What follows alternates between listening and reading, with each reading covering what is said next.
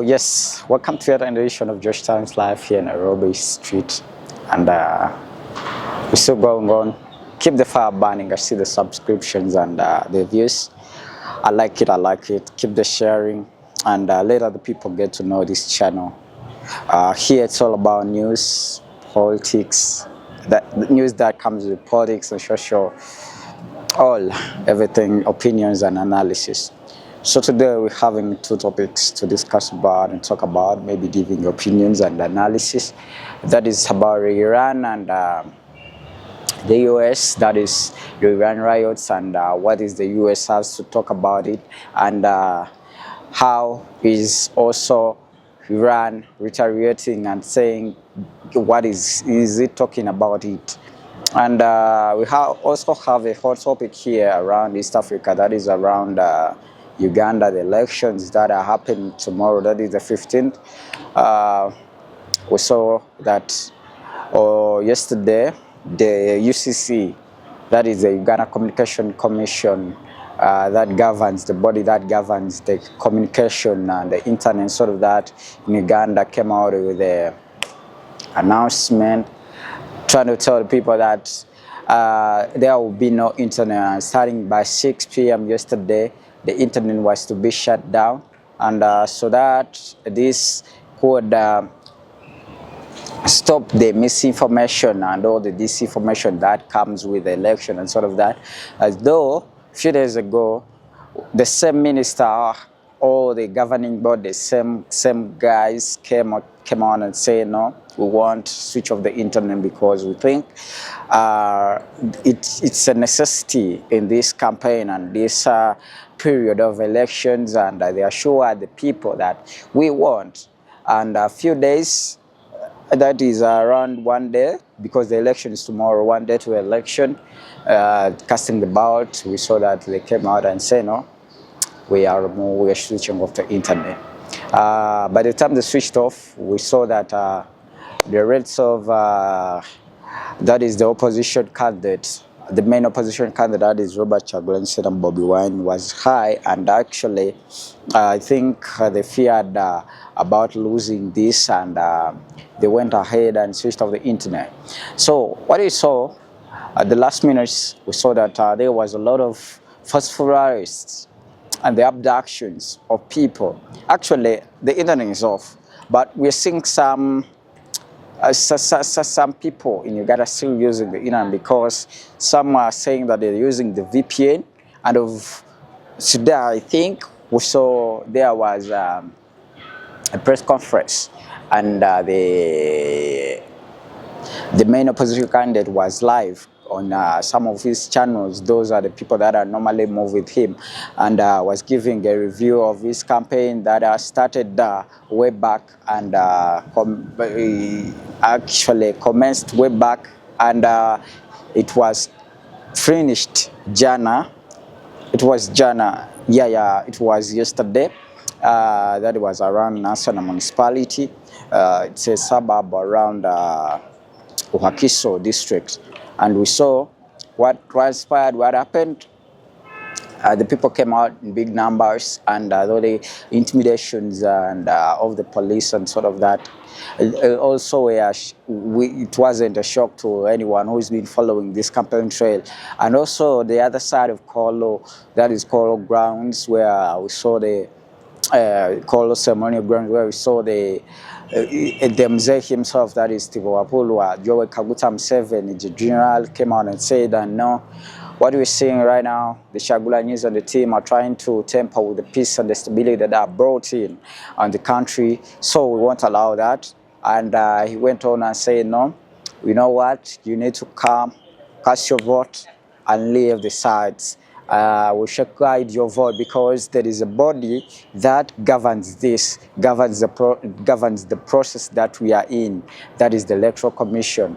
And people still persist on the protest vote, that they are alleging that it's the only way to go to protect their vote, because there are allegations that the government is always conniving and Actually, it's part and parcel of the vote rigging that has been transpiring on the elections that have been happening in Uganda. So they are right now today they are saying no, enough is enough. We're going to take this in our hands and we're going to come out vote and we're going to stick to the police stations till all this happening.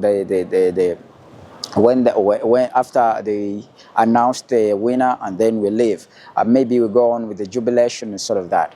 So moving on, also that there have been a lot of forceful arrests around the cities and a lot of deployments around the city and towns around Uganda. In this context, we're seeing that many people are being abducted also and taken incommunicado because of maybe there is a lot of credible information that they are among the people that are strategizing and planning to cause chaos just in case the press vote comes alive.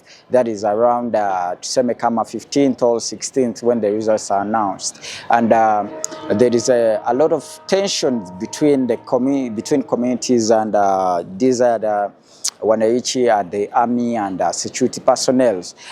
There's a lot of deployments around the armory and sort of that. We are seeing and we're still following those stories. We keep you updated with whatever will be transpiring. So moving on, we're also seeing that there's a lot of tension in the Middle East, that is Iran and the US. We are saying that the people in Iran are going again. That is 2 weeks in a row, continuing their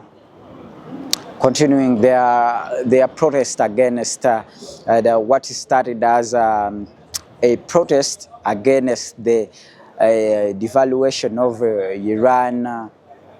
Iran currency against the dollar, where they are saying it's the commodities are high, are expensive, and it turned out to be a political protest, which started as a kind of protesting against the prices and all sort of that. But right now we're seeing that even the prince, I'm forgetting the name, maybe Fayous, is also conniving with the citizens. I was saying that the Ayatollah government must be denied and actually toppled, and the power should be given back to the people. In this context, is alleging that the Iran government has, in these 2 weeks, have killed more than 1,000 people. And for what we have, the statistics are showing that Iran government have killed.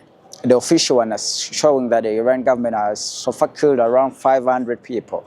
But unofficial, undocumented, they are saying that the people are more than 1,200. And remember, this might be, but this is the biggest riot since 2020-22, where we saw a lot of people were killed. That was around 500 people who were killed during that scuffle. Took around 6 months, but here in 2 weeks, we're seeing around 500 people are being killed and more are being killed. Yet we are to see that because the Khomeini, that is the Ayatollah, came out and said, no, you know what, people, you know the laws of the land. When you come out to protest and do what you're doing, we shall hang you. We got the laws, and I normally tell people that whatever Hitler used to do was doing it in the context of law.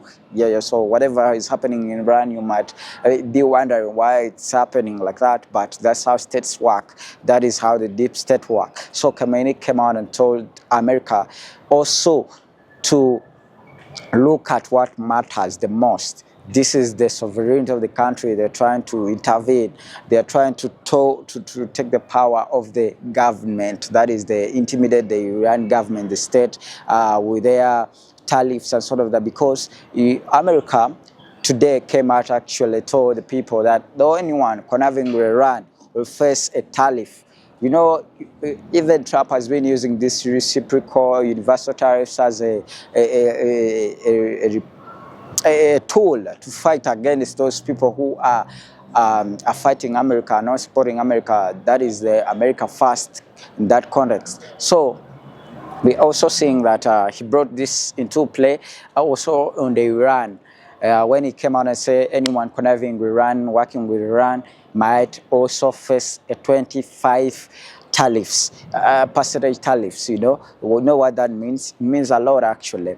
So moving on, we saw that people are still saying the leader must step down, and at least we leave also this governance of the Ayatollah, where is the supreme leader, the president, and we need to have a president, not the Ayatollah, the supreme leader. This is just nonsensical. We're not happy with this, and doesn't show any kind of respect to the human. You know, when you come and wear as you wish, that is you're going against the law. That means you have to go down the rough side of the law. That is being killed and hung. You know.